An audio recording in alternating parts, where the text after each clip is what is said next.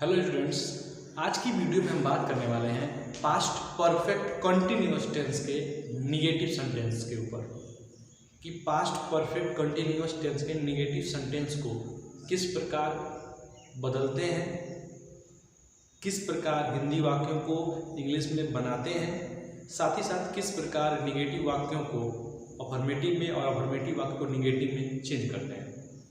इसके लिए आपको सबसे आवश्यक चीज़ क्या है? पहचानना। पहचान। यदि आप कोई भी काम करने जा रहे हैं या कोई भी टेंस आप बनाने जा रहे हैं या कोई भी मैथमेटिक्स कोई भी चीज़ सॉल्व कर रहे हैं तो आपको पहचानना बड़ा आवश्यक है। यदि आप किसी भी चीज़ को पहचान नहीं पाएंगे तो आप उसे बना भी नहीं पाएंगे। इसलिए हम पहले पहचानना सीखेंगे और फिर निगेटिव सेंटेंस को बनाना सीखेंगे। ओके, चलिए वीडियो शुरू करते हैं।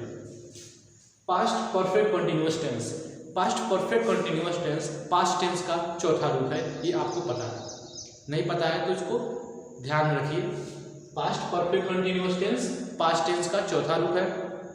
इसको पहचानते कैसे हैं? इसको पहचानने का जो तरीका है वो है पहचान रहा था, रही थी, रहे थे।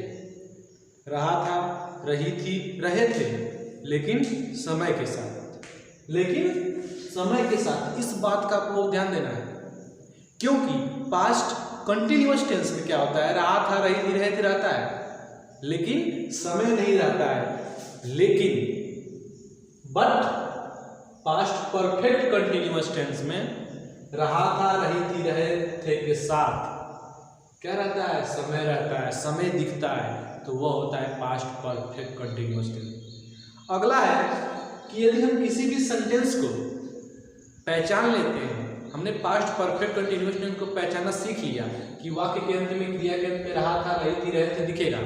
साथ ही साथ हम नकारात्मक वाक्यों को कैसे पहचानेंगे? तो किसी भी हिंदी वाक्य में या किसी भी इंग्लिश सेंटेंस में यदि हिंदी वाक्य है तो उसमें नहीं दिखेगा, यदि इंग्लिश वाक्य तो उसमें नॉट दिखेगा। यानी कि हम किसी भी हिंदी वाक्य को आसानी से पहचान सकते हैं। कैसे? नहीं, किसी भी हिंदी वाक्य में यदि नहीं दिखेगा तो हम उसे पहचान जाएंगे कि यह हिंदी वाक्य नकारात्मक है। ओके, और आज हम क्या करेंगे? सीखने वाले हैं नकारात्मक सेंटेंस यानी कि निगेटिव वाक्यों को इंग्लिश में कैसे बदलें। साथ ही साथ यदि कोई अफर्मेटिव वाक्य मिले उसे निगेटिव में कैसे बदलें, ये चीजें हमें सीखनी है। उसके लिए पहचान जरूरी है। हमने पहचान आपको बता दिया, समझा भी दिया। अब क्या करेंगे? यदि कोई इंग्लिश वाक्य मिलता है उसे कैसे पहचानेंगे? हिंदी वाक्य को तो पहचान लेंगे, इंग्लिश वाक्य को कैसे पहचानेंगे? तो इंग्लिश वाक्य को पहचानने का मैं एक ट्रिक देता हूँ, फॉर्मूला देता हूँ, ध्यान से देखेंगे।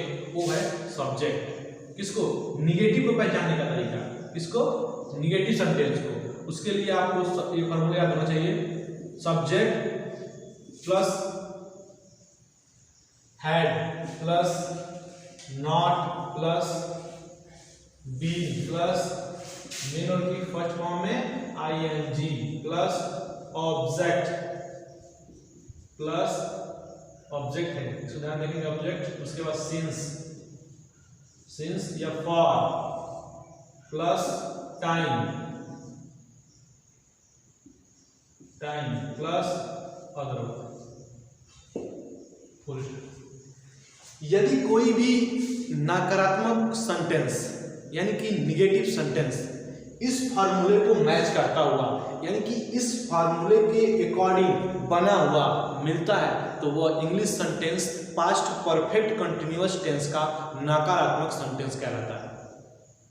कहने का तात्पर्य है कोई भी इंग्लिश सेंटेंस यदि इस फार्मूले को मैच करता हुआ यानी कि जैसा एक फार्मूला दिशा निर्देश दिया है इसी पे बना हुआ कोई इंग्लिश सेंटेंस मिलता है तो वह इंग्लिश सेंटेंस क्या कहलाएगा?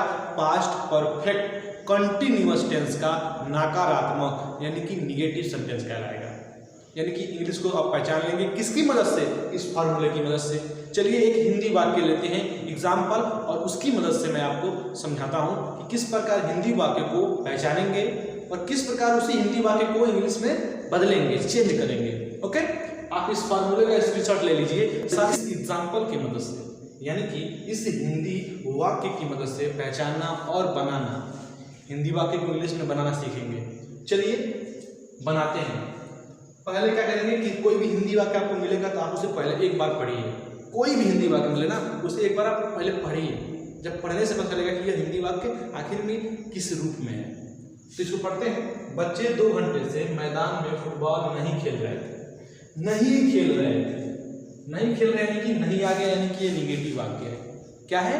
निगेटिव वाक्य है। किसका निगेटिव वाक्य है? नहीं खेल रहे थे, रहे थे भी दिख गया हमें, और रहे थे दिख गया। समय है, हाँ 2 घंटे से, समय भी दिख गया, यानी कि नहीं भी दिखा, रहे थे भी दिखा और समय भी दिखा। इन सारी चीजों से ये पता चलता है कि यह sentence past perfect continuous tense का निगेटिव सेंटेंस है। कैसे? इसकी पहचान है, रहा था, रही थी, रहे थे के साथ समय, तो रहे थे के साथ समय भी हो गया। इसमें नहीं भी दिख गया, यानी कि ये निगेटिव है, यानी कि यह वाक्य पास्ट परफेक्ट कंटिन्यूअस टेंस का निगेटिव वाक्य है। हमने इसे पहचान लिया।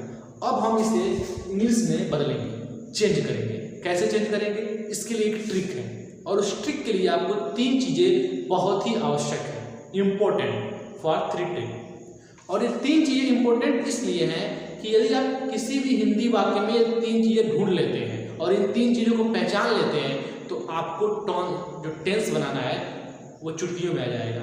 अब कहेंगे चुटकियों में कैसे आ जाएगा? तो बताता हूँ कि इन 3 चीजों का नाम सब्जेक्ट, ऑब्जेक्ट, मेन वर्ब।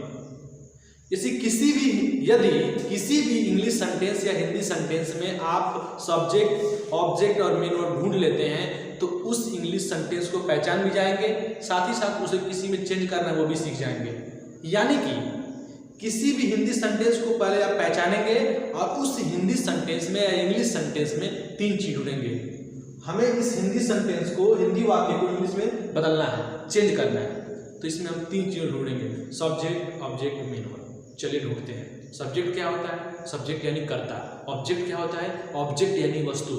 और मेन वर्ब यानी कि MV की मेन वर्ब यानी कि मुख्य क्रिया। ओके, चलिए ढूंढते हैं।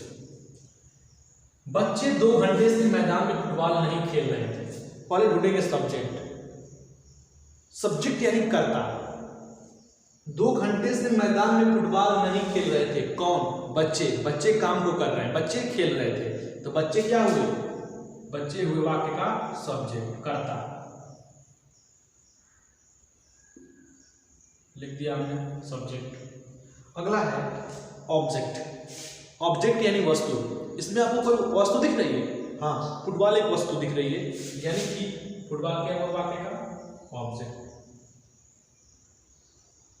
लिख दिया हमने ऑब्जेक्ट। अगला है मेन वर्ब। और मेन वर्ब यानी कि मुख्य क्रिया, कोई ना कोई क्रिया। तो कौन सी क्रिया हो रही है? तो बच्चे फुटबॉल खेल रहे हैं, खेलने की क्रिया कर रहे हैं, तो खेलने की क्रिया क्या हो गई? मेन वर्ब की फर्स्ट फॉर्म। हमने सब्जेक्ट ढूंढा, ऑब्जेक्ट ढूंढा, मेन वर्ब की फर्स्ट फॉर्म ढूंढी। हमें ये भी पता है कि यह sentence past perfect continuous tense का है, तो इसमें समय होगा, समय दिख रहा है 2 घंटे से, ये हो गया टाइम, टाइम मिल गया। अगला है हमें सब्जेक्ट मिला, ऑब्जेक्ट मिला, मेन वर्ब की फर्स्ट फॉर्म मिल गई, निगेटिव सेंस भी मिल गया। अगला क्या है? Other word. तो ये जो 3 चीजों को ढूंढने के बाद जो बचती है वो होती है अदर वर्ड, यानी कि मैदान में वाक्य का क्या है? Other word. हमने सारी चीजें ढूंढी। अब क्या करेंगे? इन सारी चीजों को डेकोरेट करने के लिए, एक सही वे में करने के लिए क्या करेंगे? इस फार्मूले का यूज करेंगे। आप यदि इस फार्मूले का यूज करेंगे तो आपका सेंटेंस सिस्टमेटिक तरीके से बनकर कंप्लीट हो जाएगा।